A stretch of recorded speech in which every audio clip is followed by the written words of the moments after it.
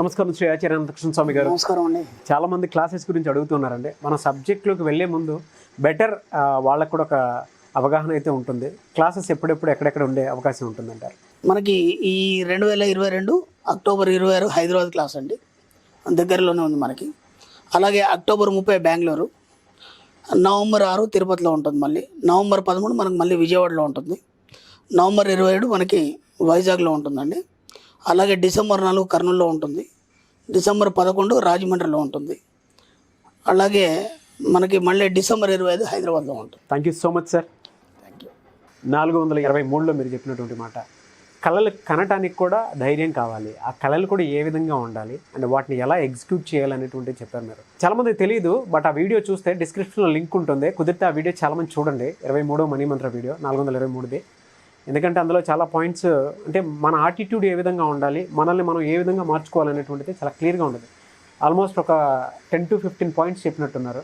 Very good valid points, ప్రతి ఒక్కరు తెలుసుకోవాల్సినటువంటి పాయింట్స్ అవి.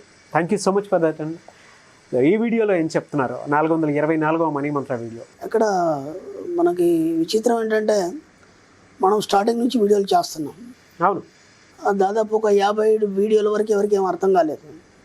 ఇదేదో కొత్త దేవుడు తీసుకొచ్చాడరా మళ్ళీ విషయం అని చెప్పేసి ఎంతోమంది మనల్ని విమర్శించారు, ఎన్నో రకాలు అన్నారు. ఆ తర్వాత 100 వీడియోలు వచ్చేసరికి ఒక క్లారిటీ వచ్చింది. 150 వీడియోలోకి వచ్చేసరికి అంటే వాళ్ళు సబ్జెక్ట్లోకి వచ్చారు. 200 వీడియో వచ్చేసరికి వాళ్ళు సబ్జెక్ట్గా మారిపోయారు. ఇంతవరకు బాగానే ఉంది. ఆ తర్వాత ఇంకా మనం 200 దాటిన తర్వాత మనం డెప్త్గా సబ్జెక్ట్ని తీసుకువెళ్ళాం. అంటే స్టార్టింగ్లో ఉన్న సబ్జెక్టు తర్వాత లేదు.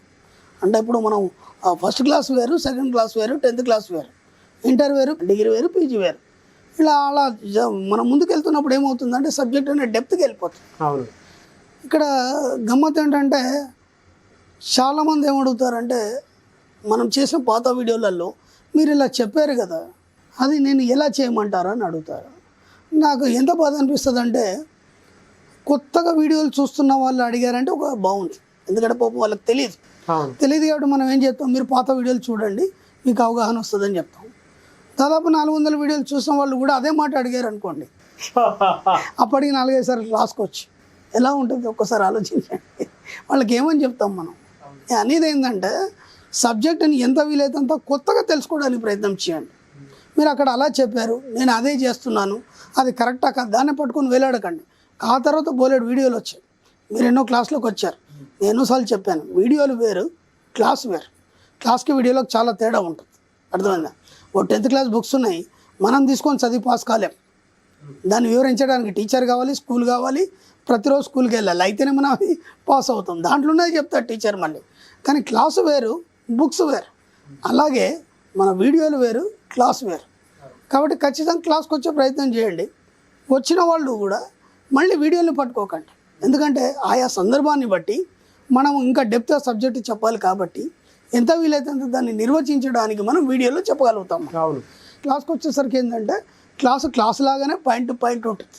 వీడియోని క్లాస్తో ఎప్పుడు కూడా కలపకండి, క్లాస్ని వీడియోలతోని కలపకండి. ఎందుకంటే మీరు కన్ఫ్యూజ్ అయిపోతారు. అవి చాలామంది అడుగుతారు, గురుగారిని అఫిర్మేషన్స్ ఎలా చేయాలి? ఓకేనా, మనం ఇంతకుముందు చెప్పాం, ఎల్లో పేపర్ మీద మనం రెడ్ పెన్తో రాసుకోండి చెప్పాం. రాసుకొని అఫిర్మేషన్ని పదే చదవండి, పదే చూడండి. కొందరు అన్నారు, ఎప్పుడు రాయాలి? సాయంత్రం రాయాలా, ప్రొద్దున రాయాలా, మధ్యాహ్నం రాయాలా? చాలామందికి డౌట్ ఉందండి. ఎప్పుడు రాయాలి? నేను ఏమంటానంటే, దానికి టైమింగ్ లేదు. ఎప్పుడు మీ మైండ్ పీస్ ఆఫ్ మైండ్ ఉంటుందో, అంటే మీరు మొత్తం 24 అవర్స్లో మీరు ఎప్పుడు ప్రశాంతంగా ఉండగలుగుతారు. ఒక 10 నిమిషాలు కనుక మీరు కేటాయించగలిగితే, అంటే మళ్ళీ ఏ అలర్జీ ఉండదు. ఎందుకంటే ఏ అలర్జీ లేనప్పుడే మీ సబ్కాన్షియస్ మైండ్ పనిచేస్తుంది. మీరు హడావుడిలో ఉన్నాను, నేను ఖచ్చితంగా రాయాలి ఈ టైంకి అని చెప్పేసి ఆఫీస్ పోయి హడావుడిలో రోజు 10 నిమిషాలు మీరు టైం కేటాయించుకున్నారు అనుకోండి, ఇది ఎలా అయిపోతుందంటే రోజువారీ కార్యక్రమంలాగా అయిపోతుంది. అది విశ్వానికి చేరదు. విశ్వానికి చేరాలంటే మీరు ఏం చేయాలంటే, మీ సబ్కాన్షియస్ మైండ్ ద్వారా మాత్రమే తెలియజేయాలి. ఎందుకంటే సబ్కాన్షియస్ మైండ్ ద్వారానే, మీ పైనల్ గ్రాండ్ ద్వారానే విశ్వానికి ప్రతిదీ చేరుతుంది. మరి అలా చేరాలన్నప్పుడు మీరు ఎలా పని చేయాలి? మీ కాన్షియస్ మైండ్తో పని చేస్తే పని చేయాలి. కాబట్టి ఎప్పుడైతే మీరు పీస్ఫుల్గా ఉంటారో, ఒక ప్రశాంతత అనేది మీరు ఎప్పుడైతే కుదురుకుంటుంది, మీకు ఎప్పుడు కుదురుకున్నా, దానికి టైమింగ్ అంటే ఏం లేదు. ఏ టైంలో అయినా సరే ప్రశాంతంగా ఇలా రిలాక్స్ అవుతున్నారు అనుకోండి, ఆ రిలాక్స్ అయ్యే మూమెంట్లో అప్పుడు తీసుకొని రాయండి. ఓకే. ఇంకా నేను కొత్తగా ఏం చెప్తున్నానంటే, విశ్వానికి మన కోరికల్ని ఎలా తెలియజేయాలి, ఎప్పుడు తెలియజేస్తే అవి సాధ్యమవుతాయి, ఎప్పుడు తెలియజేయాలి, ఎలా తెలియజేయాలి, ఎప్పుడైనా సరే సుషుప్తావస్థలో విశ్వం వింటది. సుషుప్తావస్థలో విశ్వం ఉంటుంది అంటే నిద్ర పోయే స్థితి, నిద్ర ఉన్న స్థితి, నిద్ర లేని స్థితి. అంటే ఇప్పుడు ఒక వ్యక్తి ఆఫీస్ నుంచి వచ్చాడు, మధ్యాహ్నం తిన్నాడు, కాస్త బడలిక తీర్చుకోవడానికి అలా రిలాక్స్ అయ్యాడు. ఓకే, ఒక గంట మొగంలో ఒక అరగంటలో ఆఫీస్కి వెళ్ళిపోవాలి, కానీ టైం ఉంది కదా ఒక అరగంట అని చెప్పేసి తినేసి జస్ట్ అలా రిలాక్స్ పడుకున్నాడు. ఆయన పడుకున్నట్టు ఏమవుతుందంటే మంచి నిద్ర వస్తుంటుంది హాయిగా. అప్పుడే తిన్నారు కాబట్టి నిద్ర వస్తుంటుంది. ఆ నిద్ర వస్తుంటుంది, నిద్రలోకి జారుకున్నట్టుగా ఉంటుంది, పిల్లలు మాట్లాడేది వినిపిస్తుంది, వాళ్ళ భార్య ఏదో పని చేస్తుంటే అవన్నీ వినిపిస్తుంటాయి, కానీ లేవలేని పరిస్థితి. అర్థమవుతుందా? నిద్ర నుంచి మెలకువ ఉండడు, అలాగే నిద్రలో ఉండడు, దాన్ని సుషుప్తావస్థ అంటారు. కాబట్టి మీరు ఏం చేస్తారంటే మీ కోరికలు ఎప్పుడైనా సరే సరిగ్గా నిద్రలోకి జారే ముందు, అంటే మీరు ఆ మధ్యాహ్నం అనే కాదు, రాత్రి పడుకునే ముందు, తిన్నారు పడుకున్నారు అంత అయిపోయింది, కార్యక్రమం అంతా అయిపోయింది, సరిగ్గా నిద్రలోకి జారే ముందు సుషుప్తావస్థలోకి వెళ్ళిపోతారు మీరు ప్రతి వాళ్ళు. ఆ సుషుప్తావస్థలోకి ఎప్పుడైతే వెళ్తారో అంటే ఇంకా కొద్దిగా అయితే మీకు నిద్ర వచ్చేస్తుంది. ఆ టైంలో మీ కోరికల్ని చెప్పండి. అప్పుడు మళ్ళీ లేచి రాసుకుంటూ కూర్చోవడం కాదు, రాయాలనేం లేదు, అఫర్మేషన్స్ రాయాలనేది లేదు, చెప్పినా సరే విశ్వం వింటారు. ఇది బాగా గుర్తుంచుకోండి. మీరేం చేస్తున్నారంటే రాయాలి కాబట్టి గురుగారు నేను ఒక పుస్తకం 4 పుస్తకాలు రాసి పెట్టాను, ఆయన ఇంకా పని కాలేదు. మీరు ఎక్కడ రాస్తున్నారు? రాయాలి కాబట్టి బాధ్యత కాబట్టి రాస్తున్నారు. బాధ్యతతో రాస్తే మీకు పని కాదు. నేను అదే చెప్తున్నాను. మీరు ఏం చేస్తున్నారు? మీ యొక్క దినచర్యలో భాగంగా దాన్ని రాస్తున్నారు. అప్పుడు అది విశ్వం ఎలా తీసుకుంటుంది? తీసుకోదు. ఎందుకంటే అక్కడ మీరు కాన్సన్ట్రేట్గా మైండ్ పెట్టి రాయలేదు. కాబట్టి అలా మీరు విశ్వానికి చేరాలన్నప్పుడు ఏంటంటే ఆ సుషుప్త అవస్థలో ఇంకా మిగతా ఏ ఆలోచనలు ఉండవు. మీకేముంటుందంటే కేవలం నిద్రపోవాలనే ఆలోచన, కళ్ళు మూతలు పడుతుండే ఆ టైంలో మీకు ఎలాంటి ఆలోచనలు రావు. మీరు గమనించండి, ఆ టైంలో ఎలాంటి ఆలోచనలు రావు. ఆ సమయంలో మీకు ఏం కావాలి చెప్పండి, అదే అఫర్మేషన్ అంతే.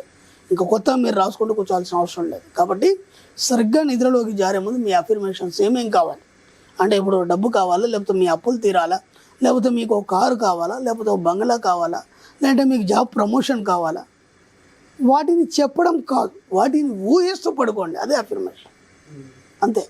ఎక్సలెంట్ టెక్నిక్ అది, కరెక్ట్.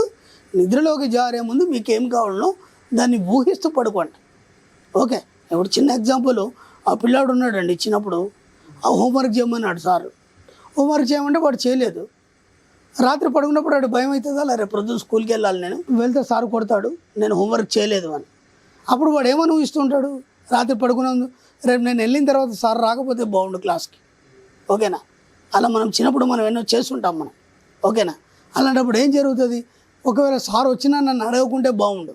అప్పుడు ఏమవుతుంది? టీచర్ వస్తాడు, వచ్చేసి ఆ పక్కవన్నీ అడుగుతాడు, అంతలోపు హెచ్ఎం పిలవడం వల్ల టక్మని వెళ్ళిపోతాడు. అది ఎలా జరిగింది? అది మీరు నిద్రలోకి జారే మీద ఏదైతే చెప్తారో అది విశ్వం తీసుకొని దాన్ని అరేంజ్ చేస్తారు. కాబట్టి ఎక్కడైనా సరే, ఏ అఫర్మేషన్ అయినా సరే, మీకు కావాల్సిన కోరికలు ఏవైనా సరే నిద్రలోకి జారే ముందు చెప్తూ నిద్రపోండి, ఖచ్చితంగా నెరవేరే అవకాశం ఉంటుందని సబ్జెక్ట్ చెప్తుంది. Thank you sir, thank you so much Shri Acharya Krishna garu. Thank you.